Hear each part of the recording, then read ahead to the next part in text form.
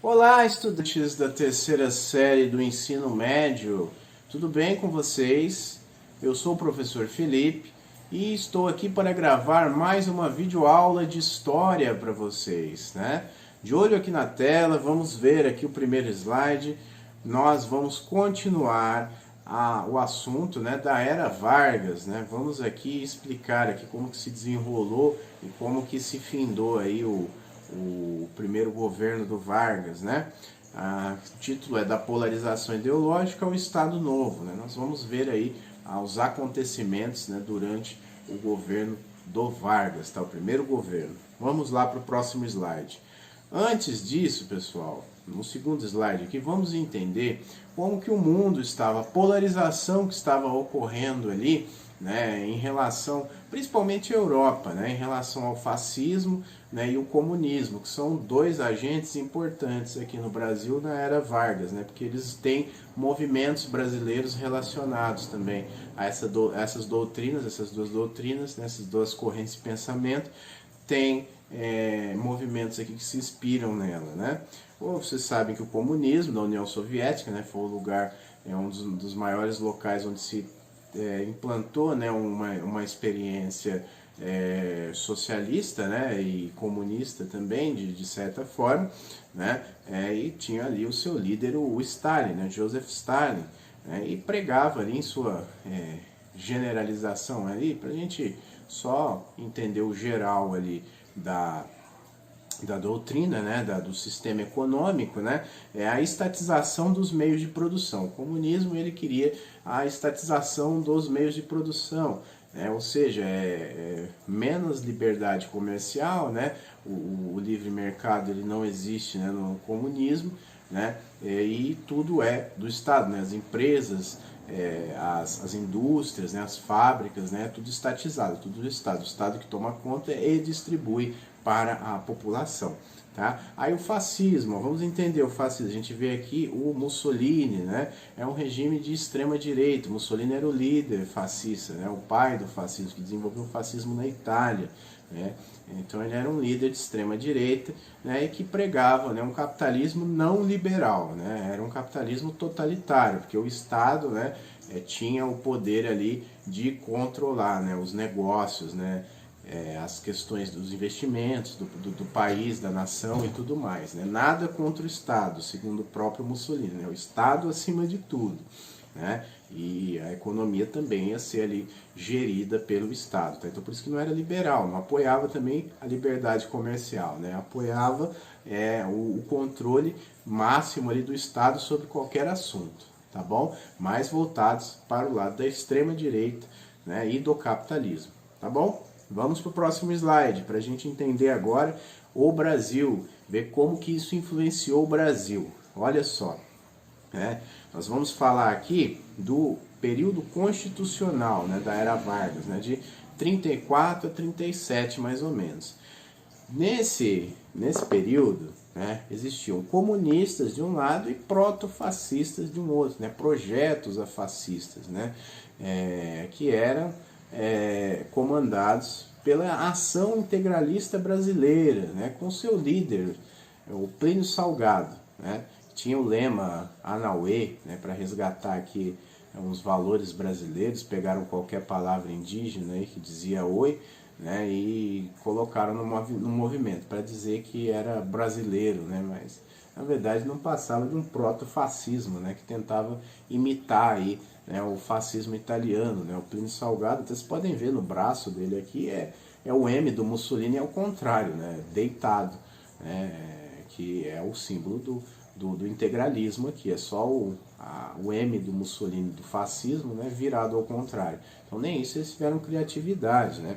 É por isso que eu estou dizendo aqui que eles são proto-fascistas, né? Um projeto fascista, né?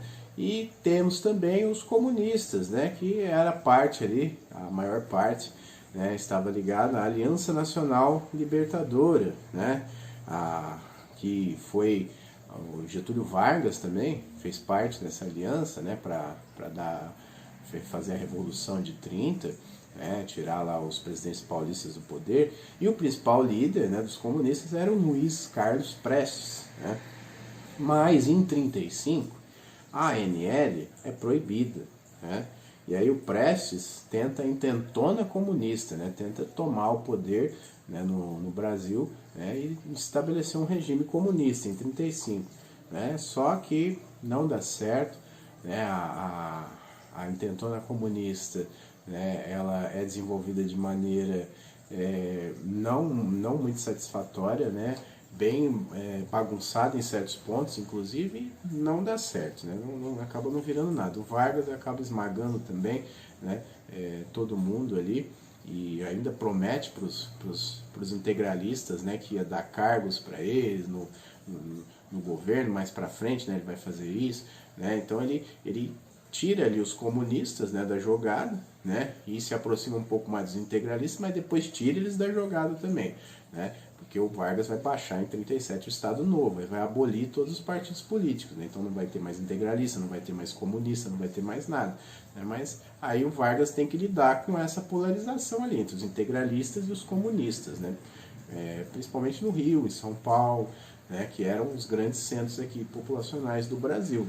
Então ocorriam várias contendas, né, conflitos entre integralistas, comunistas se batendo na rua, né, fazendo manifestações com porrada, né, porque o pessoal ia para cima, não tinha esse negócio de pacifismo não, ia mesmo, né. E o Vargas, né, depois da intentona comunista em 35, né, ele acaba, né, ele esmaga o movimento comunista, né, ele acaba com isso, e ele se articula com os militares, né, o Vargas vai para o lado dos militares, né, e para manter-se no poder. E aí é aí que em 37 ele vai baixar a ditadura do Estado Novo. Aí não tem mais nem integralista nem comunista, ele resolveu os problemas, né? Agora é só ele ali direcionando o país da forma que ele quer. Para vocês verem como que era o governo autoritário do Getúlio Vargas também, né? Vamos para o próximo slide, ó, vamos entender. 1937, o Plano Cohen, né? Dá-lhe fake news, né? Fake news aí da história, né? A grande fake news brasileira, né? Uma das maiores, grande não no sentido de ser orgulhosa, né? Pelo contrário, é vergonhosa, né? Grande pelo tamanho do que isso gerou, né? Olha só, revelação, o que foi o Plano Cohen? Foi uma revelação de um plano de derrubada do governo através de um levante comunista, né? Isso cria um pretexto para a suspensão da Constituição. Um general, né, um funcionário ali do Exército, não sei se era exatamente general, mas era o general, né, Olímpio Mourão, né, filho, escreveu uma carta, né, forjou um documento ali de que eles estavam preparando um golpe comunista. Aí, talvez não por ingenuidade, mas para aproveitar, para se manter no poder, né, o Vargas vê isso como uma oportunidade, né, e aí pega esse plano, né, joga em todos os jornais, né, manda para a imprensa, e aí suspende a Constituição. Agora, não vai poder ter eleição então, né, porque comunistas estão querendo tomar o poder, né, então como que a gente vai manter a democracia? Então vamos baixar aqui uma ditadura, né, já aproveitar. Né? E foi o que aconteceu, né? Eles usaram esse documento aí fake, né, falso, para ter pretexto que os comunistas estavam tendo, a velha história, né, gente, que os comunistas estão tentando tomar o poder, mas cadê esses comunistas? A gente nunca vê esses comunistas, pelo contrário, estão presos, estão exilados, estão em outros lugares, mas aqui no Brasil eles não estão. Então tem esse negócio de ameaça comunista, e ele aproveitou essa deixa, né, para instituir a ditadura. Olha só, as instruções do Comintern para a ação dos seus agentes contra o Brasil. O tenebroso plano foi apreendido pelo Estado-Maior do Exército. Então olha isso, olha o pânico que os caras estão causando, né, nas pessoas. O tenebroso plano, né? E aí, né, o Congresso pressionado decreta estado de guerra, olha, por causa dessa fake news. E o Vargas dá um alto golpe, né, de Estado, né, nele próprio, porque ele estava no poder, ele não vai realizar a eleição. Né? Ele e o alto comando militar, né, os generais lá que eles se reuniram, baixa a ditadura varguista do Estado Novo. Né? Acaba os partidos políticos, o Congresso é fechado, né, com esse pretexto aí de ameaça comunista, olha só. Né? É parecido com o que a gente vai ver em 64, só que 64 foi de outra maneira. né? Mas olha, sempre a ameaça comunista e rondando, que a gente nunca vê esses comunistas, né? Mas não sei onde eles estão, aqui no Brasil, né? Devem ter ido tudo lá para Cuba, né? Como o pessoal manda aí, né? Ou foi para Venezuela, não sei, porque nunca tiveram aqui, nunca conseguiram, né, fazer um plano, né, de tomada de governo, né? Então são os delírios, né, das pessoas que acham que o comunismo está sempre aqui pairando, né, e tentando tomar o poder. Isso não tem nada a ver. Isso é velho, gente. Acontece desde a época do Vargas, olha. E aí baixa a ditadura do Estado Novo, né?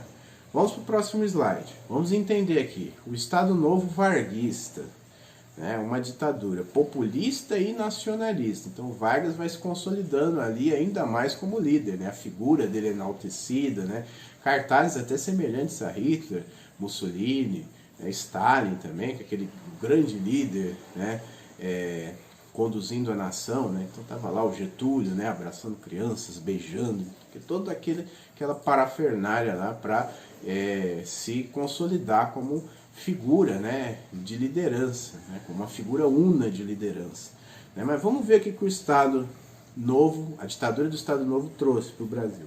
Superconcentração de poderes pelo presidente, né, ele era o ditador agora, né, de fato, né, não tinha mais um governo autoritário, tinha um governo ditatorial, né? Censura e intolerância, aí que é criado o DIP, Departamento de Propaganda, né? E o DOPS, né, que é da Polícia de Investigação, que torturou muitas pessoas depois, né? Muitas pessoas foram torturadas no prédio do DOPS em São Paulo, por exemplo, né? Outra coisa, concessão e ampliação de direitos como articulação do poder pessoal, né? Mas também criou a CLT, que é a carteira, né, de trabalho, né, a carteira com as leis trabalhistas, né?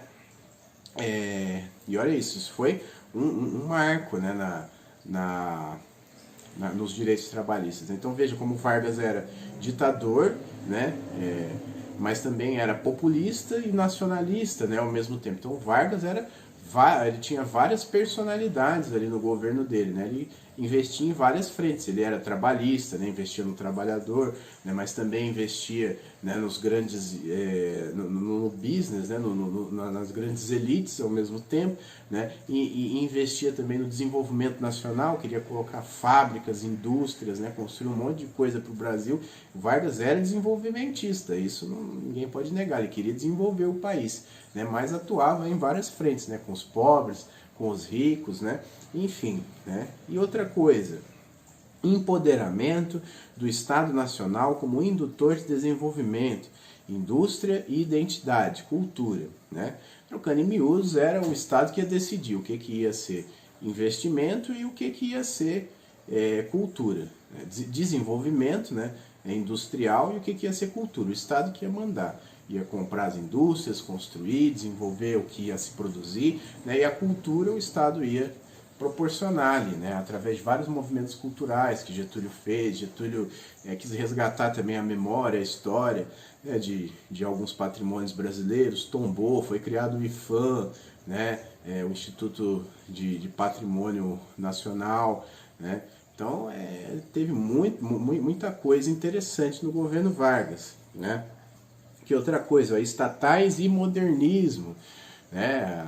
Estatizou também, criou algumas indústrias, né, estatais, né? E também o movimento do modernismo, né, que foi artístico, né, de pintura e tudo mais, se desenvolveu a partir do governo dele também, né? Vamos para o próximo slide, para a gente entender melhor. Olha só. Culto à personalidade, violência, comunicação social, né? A gente sabe que o culto da personalidade foi muito grande, né, nessa época, a personalidade do Vargas, né? Então vocês podem ver aqui notas de dinheiro, né, de 10 cruzeiros, né, com o rosto do próprio Vargas. O Vargas abre uma avenida também no Rio de Janeiro, né, que infelizmente passa em cima de várias pessoas mais pobres, né, tira elas do local, né? Mas ele abre uma avenida ali com o próprio nome dele, né? Tá colocando o nome dele em tudo, né? A primeira carteira de trabalho é ele que assina, é o nome dele, né? Ele é o primeiro trabalhador ali que estreia a carteira de trabalho no Brasil, né? Primeira carteira assinada do país. Então tudo é relacionado a Vargas. O nome do Vargas sempre é muito forte, muito potente, né? Nas propagandas. E aí ele cria o Departamento de Ordem Política e Social, que é o DOPS, né? Junto com o Departamento de Propaganda, né? O DOPS, né? Foi fundado em 24, né? Perdão, ele não cria, né? O DOPS ele já estava criado, né? Desde 24, mas o DOPS ele ganha um papel, né? Muito mais sólido, né? E muito mais forte, né? Durante o governo do Vargas, né? E ele permanece até 83 aqui, né? Até o finalzinho ali da ditadura. E ele é muito utilizado também pela ditadura militar, né? Porque o DOPS ele é um departamento, né, que ele investiga, né, e apura crimes políticos, né, crimes de chamada subversão na época, né, pessoas que não concordavam com o regime, né, e faziam movimentos políticos, movimentos sociais, atuavam em várias frentes, né, e aí eram presas por causa disso, porque não concordavam, né, com o regime vigente, né, e o pensamento delas, como era um governo autoritário, Vargas estava fazendo um governo autoritário, né, o pensamento deles foi cercado também, foi cortado, né, e muitas pessoas foram mortas, desapareceram também, igual na ditadura militar de 64. Né, a ditadura do Estado Novo também perseguiu muitas pessoas, né, muitas pessoas que tinham opinião política diferente.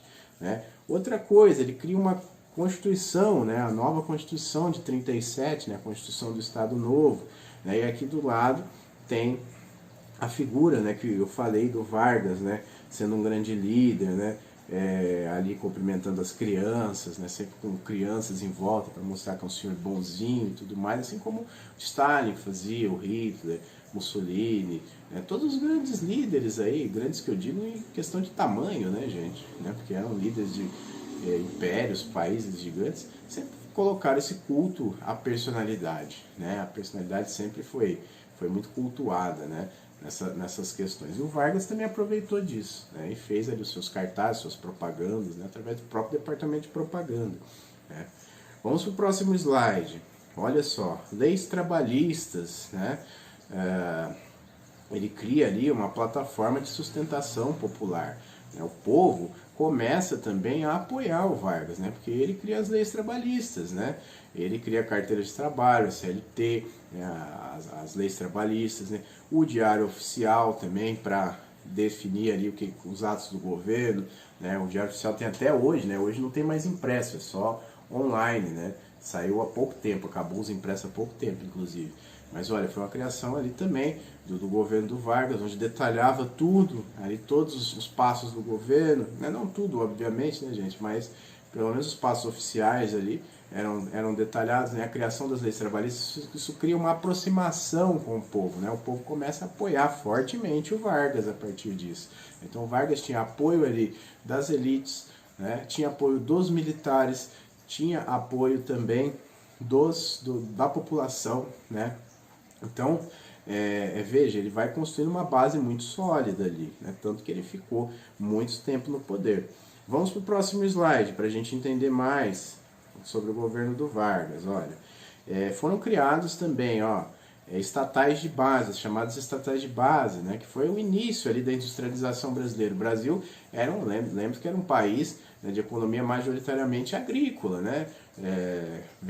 Na época, o principal produto de exportação era café, né? Então era o que basicamente sustentava a economia brasileira. O Vargas quer mudar essa realidade, né? Ele traz, por exemplo, a Companhia Siderúrgica Nacional, né? Funda a Companhia Siderúrgica Nacional, né? Constrói a hidrelétrica de São Francisco também, né? Então veja, é o país entrando, né, no rumo da industrialização, né, para concorrer com as outras potências também. O Vargas quer desenvolver, né, essa questão aí do país, né, essa questão desenvolvimentista da nação.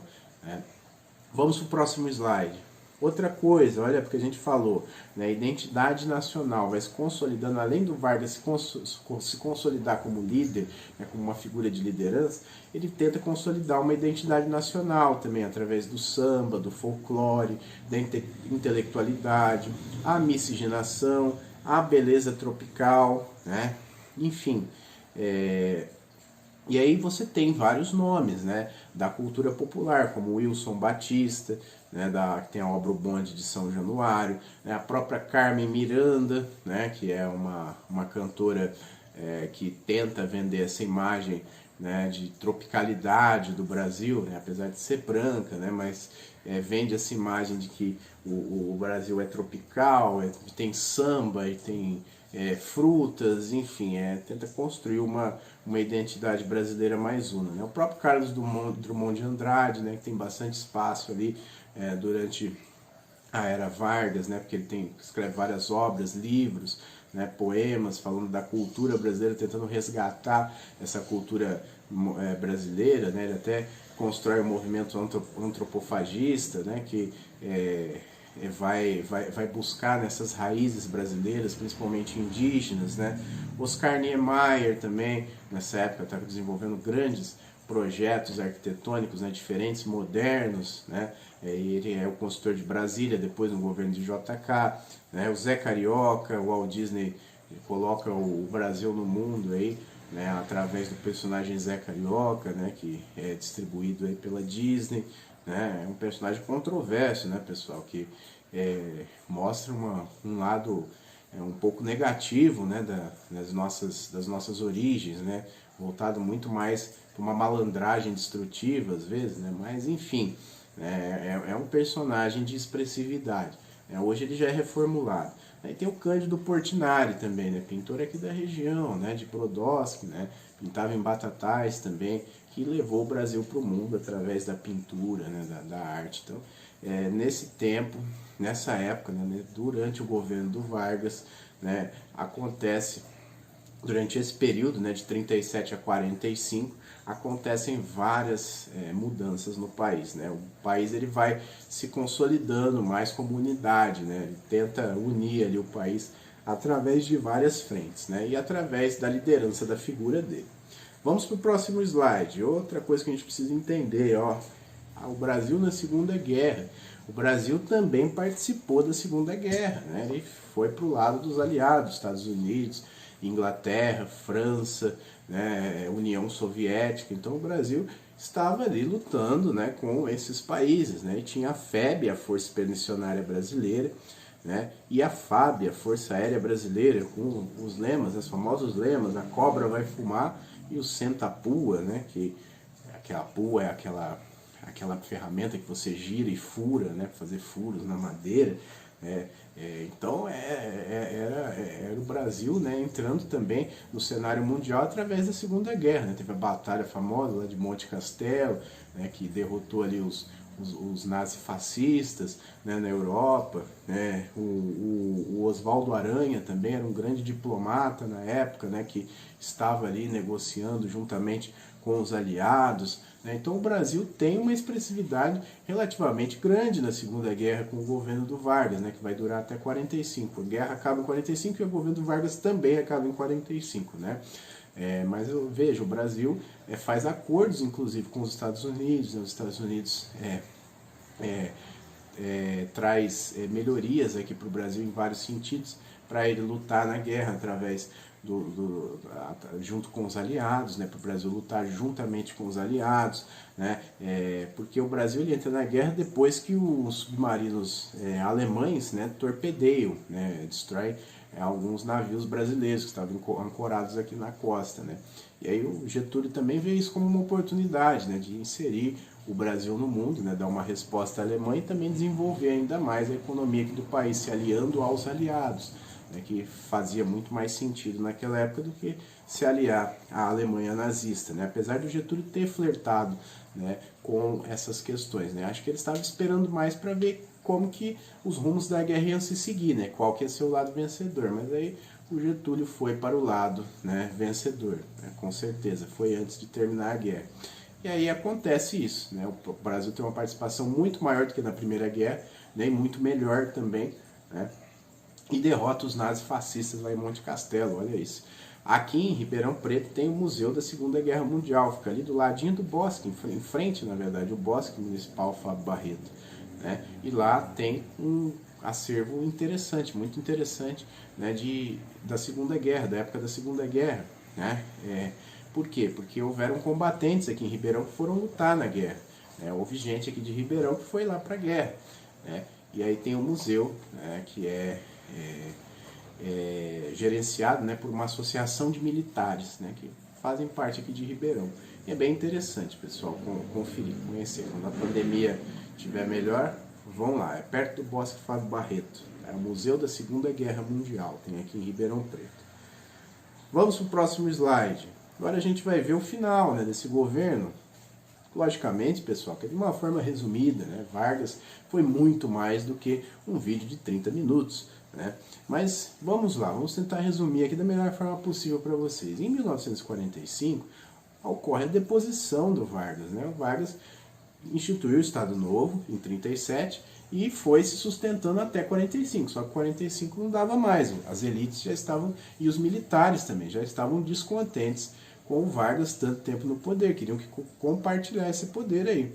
E aí estavam preparando um golpe para dar no Vargas, né?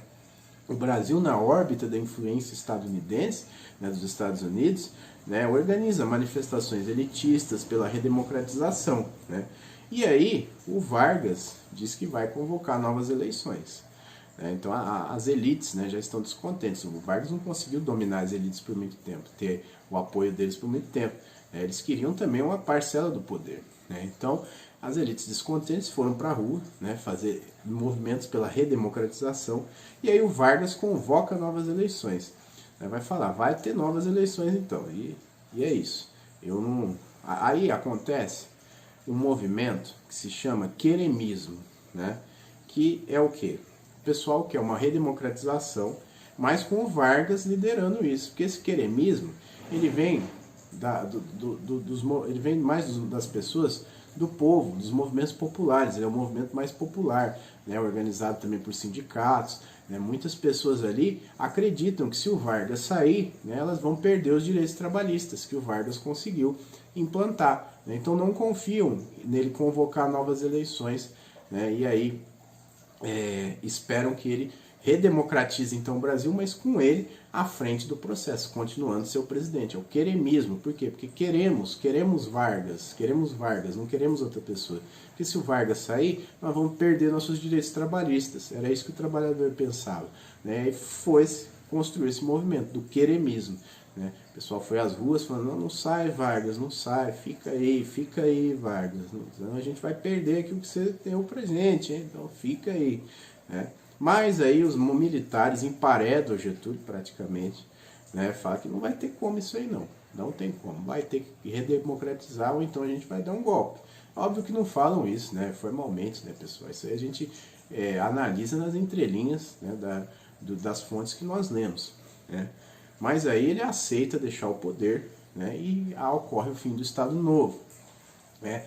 O Vargas, né, em 45 ele é deposto, né, ocorre um golpe brando, mais ou menos assim, né, ele sai, né, de boa vontade, né, senão os militares iam depois. Se ele não saísse, né, se ele não convocasse novas eleições de fato, aí ele ia ser deposto, né, ser preso provavelmente, mas ele aceitou. Tudo bem, saiu do poder e apoiou, né, foi se exilou em São Borja, né, na cidade ali natal dele, que ele foi político também, ficou lá no rancho dele e depois apoiou o candidato novo presidente do Brasil, que foi eleito presidente do Brasil, o general Eurico Gaspar Dutra, né, que foi o presidente que fez uma nova Constituição também, né, em, se eu não me engano, 46. Tá? E aí ele apoiou e o Eurico Gaspar Dutra foi eleito presidente. Né? Depois o Getúlio vai voltar como presidente, né, que ele vai voltar aí nos braços do povo, entre aspas, né, vai ser eleito democraticamente. Né, nas novas eleições, depois do Dutra, né, do Eurico Gaspar Dutra. O Dutra fica no poder, apoiado pelo Getúlio, né, redemocratiza o Brasil de certa forma, né, pelo menos há novas eleições, e o Getúlio vai voltar depois, né, como as próprias bravatas dizem aí do passado, né? Nos braços do povo. E aí depois ele vai passar um tempo, né, governar pelos seus 4 anos, né, ser acusado de corrupção no final e praticar o suicídio, né, que a gente já sabe, ele não vai sair do governo vivo, né, ele fica no governo ali de fato até a morte, né, ele se mata para não entregar o governo, né, de mão beijada pelo menos. Queria ser deposto também, né, gente? Se ele não saísse, né, aí não é possível, não está democratizado. Ele vai rasgar a Constituição de novo? Não tinha como, né? Então ele teve que sair da vida para entrar para a história, né? Como ele próprio escreveu na carta de suicídio dele. Tá bom? Então é isso, gente. A história um pouco mais detalhada aí do Getúlio Vargas ao final, né? Do que ele vai passar no futuro, né? Depois da deposição. Mas nós fechamos aqui, né? Na deposição dele. Tá? Ele tem que sair para que o processo de redemocratização seja feito a partir de 45, que é a queda do Vargas, tá bom? Vamos para o próximo slide, a gente finalizou, obrigado por assistirem a videoaula até o final, tá? Se cuidem, não saiam de casa, se tiver que sair, use máscara, use álcool em gel, pratique distanciamento, porque a pandemia não acabou ainda, hein? O negócio está feio, então a gente tem que se cuidar muito, tá bom? Um abraço para vocês, bons estudos e boa semana. Tchau!